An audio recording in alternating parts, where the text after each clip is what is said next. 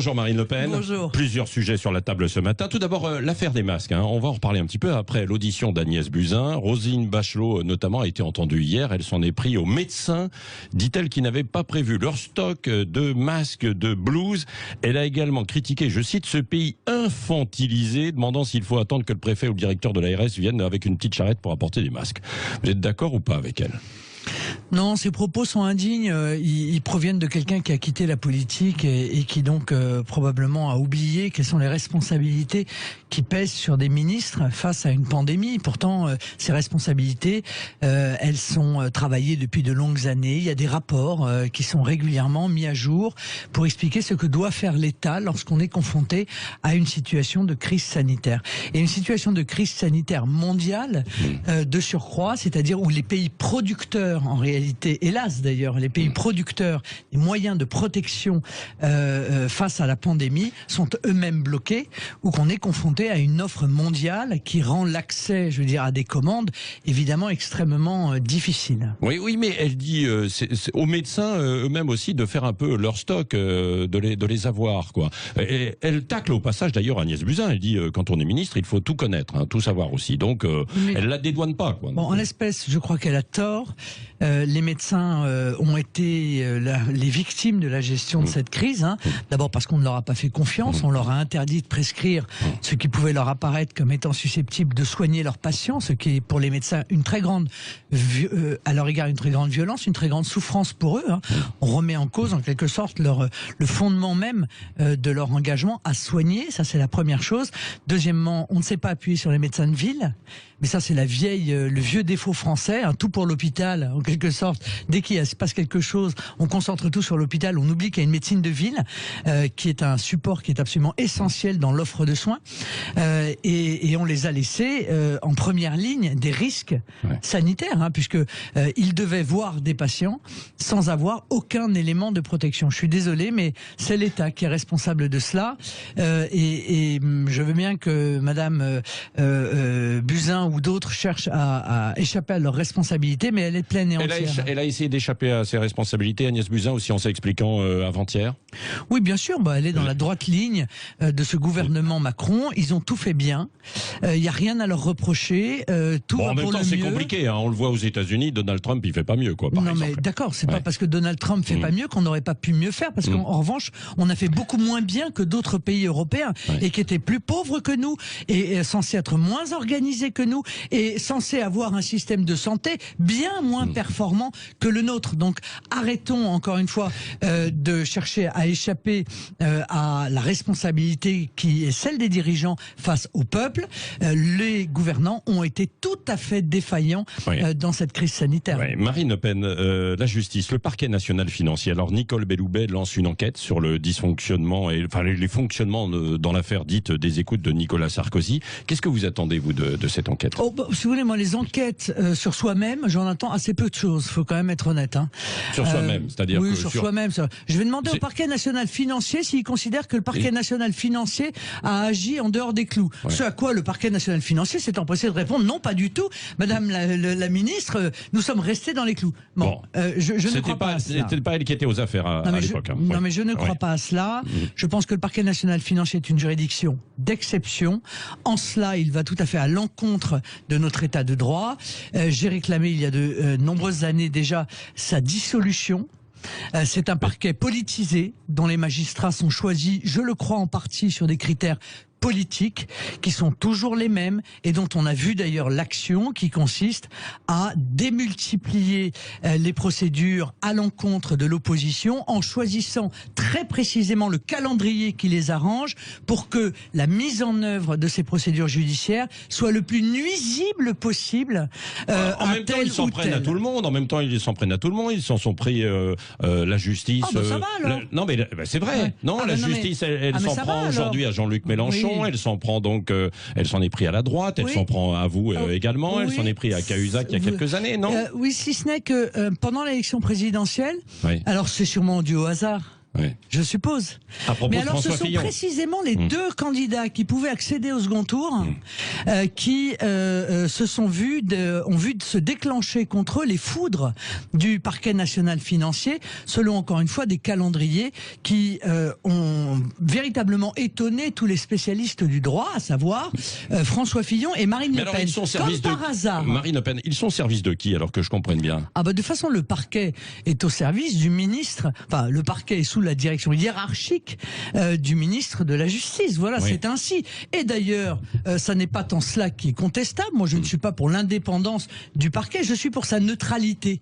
Ça n'est pas parce que hiérarchiquement le parquet dépend du ministre qu'il doit fouler aux pieds toutes les règles de la démocratie et de notre Constitution qui l'obligent à être impartial à l'égard des enquêtes. Il foule qu'il pas mène. forcément, il mène des enquêtes, quoi. Donc non. Non, c'est faux. Bon. C'est faux, encore une fois. Ouais. C'est révélé, démontré maintenant, que ce soit dans l'affaire Fillon ou que ce soit, encore une fois, dans la mienne. Je suis bien placé pour ça. On en parle moins parce que moi, j'ai malgré cela accédé au second tour. Mais il n'en demeure pas moins que tant à l'égard de Monsieur Fillon qu'à l'égard de Marine Le Pen, très clairement, enfin de moi-même, c'est difficile de parler de soi ainsi, mais très clairement, les manœuvres procédurales se sont multipliées pendant la campagne Alors, des puisque présidentielles. vous parlez de vous, Marine Le Pen, vous craignez justement que cette justice ne vous empêche d'être candidate à la présidentielle en 2022, parce qu'il y a le risque de procès l'an prochain sur l'affaire des assistants parlementaires. Non, je pense que il l'espère. Il y a cette Non, mais possibilité. d'accord, laissez-moi terminer ma phrase. Bien sûr. Ouais. J'ai commencé par je pense. Alors, Allez-y. Bon, je pense qu'ils auraient bien aimé pouvoir probablement m'empêcher, que ce soit sur le plan de l'image d'ailleurs, mais ça a déjà en partie été testé, tenté. Ça a peut-être d'ailleurs eu une influence. Il faut pas se raconter d'histoire. Salissé, il en restera toujours quelque chose. Mais l'empêchement juridique de pouvoir être candidate, c'est trop tard. Ils y arriveront pas. Pourquoi ? Il peut très Parce bien y avoir un procès sur cette affaire des assistants parlementaires. Non, pas dans les délais dont vous parlez. Dans ces délais. Non. Vous allez y échapper. Donc vous pourrez être candidate. Oui, enfin, je vais y échapper. On a l'impression, si vous voulez, que je suis coupable et que je tente d'échapper à la justice. Non, mais c'est parce qu'il y a une Alors, instruction. je vais vous rappeler quelque chose. Marine Le Pen, il y a une instruction en cours, c'est pour ça. D'accord. Ça, vous je le vais vous niez rappeler pas. quelque chose. Oui. Durant 5 ans, nous avons été diffamés de toutes les manières possibles et imaginables, présumés coupables d'avoir surfacturé les documents de campagne des législatives de 2012, d'avoir imposé des kits obligatoires à nos candidats, d'avoir commis des actes d'escroquerie. Voilà.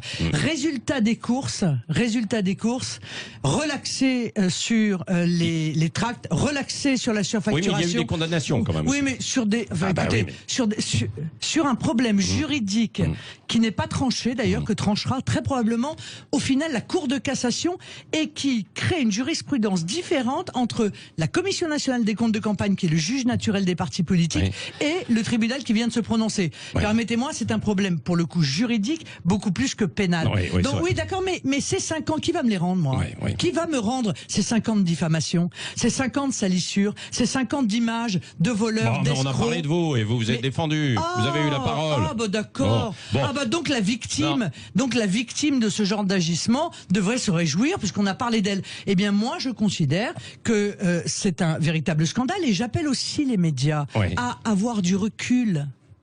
Sur ces manœuvres du parquet, à avoir du recul, à se souvenir de la présomption d'innocence, parce qu'entre l'affaire Clearstream, entre l'affaire que nous avons vécue nous, eh bien il y a comme ça des réputations qui sont durablement abîmées, alors même que les personnes n'avaient rien à se reprocher. Marine Le Pen, d'un mot, on va conclure sur la justice, on a plusieurs autres sujets. C'est rare, mais vous avez soutenu par un tweet Jean-Luc Mélenchon. Il vous a remercié ou pas dans l'affaire justement judiciaire? Écoutez, moi j'ai des principes.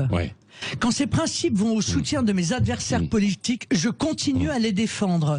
Voilà, parce que je suis une femme de principe. Je note que ça n'est jamais vrai de la part de mes adversaires. Donc oui, j'ai dit que Jean-Luc Mélenchon était manifestement victime d'un acharnement judiciaire compte tenu de l'ouverture de l'enquête qui a été effectuée sur une base qui juridiquement est nulle et non avenue.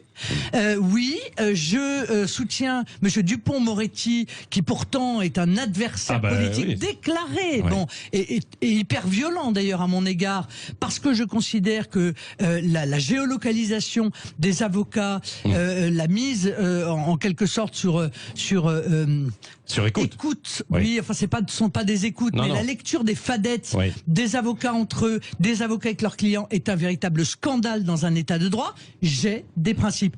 Je demande à ce qu'on me les applique, mais je demande aussi à ce qu'on les applique à tout le monde, y compris à mes adversaires politiques. Avant de parler de la police du 93, il y a un point international assez important. Le torchon brûle en ce moment entre la France et la Turquie. Au sujet de la Libye, en 2 mots, c'est Emmanuel Macron qui accuse la Turquie d'avoir une responsabilité criminelle dans le conflit en Libye. Qu'est-ce que vous demandez, vous, dans cette histoire? Il faut que la Turquie se retire de l'OTAN ou pas? Je crois qu'il est très difficile pour la France dans la situation actuelle, en tout cas que ça pose la question de notre présence dans l'alliance avec la Turquie. La Turquie a, je ne sais pas si vos auditeurs le savent, mais la Turquie a effectué un acte extrêmement hostile à l'égard d'une de nos frégates, c'est-à-dire qu'elle l'a illuminée. Ça veut dire c'est comme quand vous avez un pistolet avec un viseur. Ils ont visé notre frégate et face à cela, eh bien, nos alliés ont été pour le moins discrets dans leur soutien à l'égard de la France. Cet acte ne peut pas rester sans conséquence. Donc, il faut arrêter maintenant d'envisager de faire entrer la Turquie dans l'Union européenne. C'est toujours pas clair au sein de l'Union européenne. Et 2, il faut effectivement demander à nos alliés de nous soutenir et poser la question de la présence de la Turquie dans l'alliance. Vous soutenez un peu Emmanuel Macron, quoi. Mais je soutiens sur ce coup-là totalement Emmanuel Macron. Mais c'est rare, donc faut le souligner. Mais encore une fois, il faut s'interroger sur qui sont nos alliés. Les Allemands sont extrêmement prudents dans leur défense de la France dans cette affaire. Et quand on sait que l'Allemagne exporte 42%, près de 42%, 41,8% des exportations d'armement allemandes vont vers la Turquie. Ça aussi, il faut le savoir. Qui sont nos amis, qui ne sont pas nos amis, qui sont nos alliés, qui ne sont pas obligatoirement des amis. C'est important de le déterminer. En tout cas, ce qui est sûr, c'est qu'il faut défendre l'intérêt de la France en toutes circonstances. Marine Le Pen, la police du 93, donc secouée par un scandale. La compagnie de sécurisation, ces 150 hommes se livraient à du trafic. Il faut vraiment dissoudre donc cette compagnie et sanctionner. Évidemment, écoutez, évidemment, mais ça prouve d'ailleurs une chose. Ça prouve d'ailleurs une chose, c'est contrairement à ce qui est dit, et moi j'ai été amené à le répéter très souvent, la police est une des institutions les plus surveillées de France, les plus surveillées qui soient. Il a toujours existé des ripoux, comme on dit, mais quand ils sont attrapés, ils sont en règle générale extrêmement durement condamnés, et c'est tant mieux, et c'est normal. Le remaniement attendu, si vous étiez Macron, vous garderiez Édouard Philippe ? Oui, très certainement, je le garderai. Écoutez, il est plus populaire que lui, alors en quelque sorte, il contribue un peu à la popularité d'Emmanuel Macron, même si celle-ci est très basse. Bon, écoutez, on va lui passer votre message, votre conseil. Un mot d'Airbus. Est-ce que les dispositifs... Ça dépend si c'est pour remplacer Édouard Philippe par Sibeth Ndiaye ou par Brune Poirson. Oui, je pense qu'il a intérêt à garder Édouard Philippe, c'est sûr. Voilà. Airbus, d'un mot, les dispositifs d'aide de l'État devraient permettre de sauver 2000 emplois sur les 5000 postes, a dit Jean-Baptiste Djebari. C'est bien. Difficile d'aller plus loin. On est censé s'en réjouir, parce qu'on met beaucoup d'argent quand même dans l'aéronautique. On aurait aimé qu'il n'y ait aucun licenciement. Mais il y a une crise. Oui, il y a une crise, mais il y a des moyens de répondre à cette crise, et je pense que les moyens qui sont mis en œuvre ne sont pas suffisants. Voilà, je pense que ce sont des engagements à moyen terme et même à long terme. Il faut des engagements à court terme, parce que derrière Airbus, il y a l'intégralité des sous-traitants d'Airbus qui ont des problèmes de trésorerie et auxquels il faut apporter des réponses immédiates. Donc c'est insuffisant. Et puis je pense qu'on a oublié l'aspect défense. Et il y a eu une loi de programmation militaire qui a été faite avec une montée en puissance comme par hasard des budgets à partir de 2022. Tiens, comme par hasard. Eh bien, moi, je pense qu'il faut lisser ces engagements et les ramener en 2020, 2021, 2022 pour pouvoir évidemment être un booster de commandes, ce qui améliorera la situation de l'aéronautique civile qui est liée quand même à l'aéronautique militaire. Question avec Marine Le Pen, Cécile Benibus. Oui, pour lutter contre l'abstention, est-ce qu'il faut rendre le vote obligatoire sous peine d'amende, par exemple ? Oui, enfin, On peut réfléchir au vote obligatoire, mais il y a beaucoup d'autres moyens qui sont des moyens non coercitifs pour venir demander aux Français de se réintéresser à la politique. Et en 2015, vous disiez que ça ne vous choquerait pas. Non, c'est pas choquant, mais si tant est que tout le reste ait déjà été fait. C'est quoi tout le reste? C'est dire aux Français, chaque voix compte. Voilà. Et donc ça passe par la proportionnelle intégrale aux élections législatives. Car c'est cela qui détourne les Français du vote. C'est le sentiment de voter pour rien. C'est le sentiment que leur voix ne compte pas. C'est le sentiment qu'il y a des millions, voire peut-être une dizaine de millions de personnes en France qui se déplacent, qui votent, qui ont des résultats qui sont très importants et qui pourtant ne voient pas la traduction de ces résultats, notamment à l'Assemblée nationale. Donc c'est cela, à mon avis, la réflexion majeure qu'il faut se faire aujourd'hui. Pourquoi ça n'a pas imprimé au municipal, le Rassemblement national? Parce qu'il y a eu une abstention massive au premier tour. C'est ça, oui. Que cette abstention massive a été en grande partie liée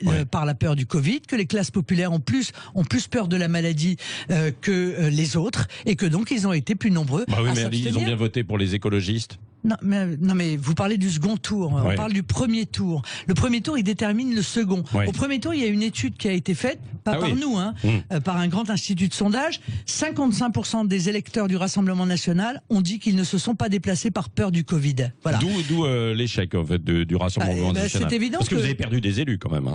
Oui, mais enfin, on avait moins de listes aussi que la dernière fois. Donc on n'a pas perdu tant d'élus que ça, c'est pas vrai, ça c'est une fausse analyse. Un tiers de moins, j'ai vu les comptes. Oui, mais d'accord, nous avions un tiers de listes en moins. Bon voilà, donc un tiers de listes en moins, un tiers d'élus en moins, il y a des endroits où vous revendiquez la victoire Brebière, par exemple, Pia, dans les Pyrénées-Orientales, où il n'y avait pas. C'est quoi alors cette histoire? Mais rien, c'est une erreur du service de communication qui s'est fondée sur un tweet d'un journaliste d'ailleurs. Bon, ils ont tort, je leur ai dit. Il faut faire attention avec les tweets. Vous avez été piégé vous-même par un tweet. Vous avez fait un tweet trop vite hier. Voilà. Sur la censure. Sur la censure de comptes. C'est vrai. Bon, même si on peut discuter, on fera peut-être une émission là-dessus. Mais moi, je vois un très grand danger dans la prise en main par Twitter et par Facebook de ce qu'on a le droit de dire, de ce qu'on n'a pas le droit de dire. Moi, je suis désolé de vous dire, et là encore, je vais aller défendre quelqu'un qui est pourtant pas un soutien. Madame Ménard, Madame Ménard, députée de la République française, n'a plus de compte Twitter depuis des mois. Pourquoi? Parce que elle a fait un tweet contre Greta Thunberg et qu'elle refuse de le retirer. Non, mais est-ce que vous imaginez dans quelle démocratie on vit?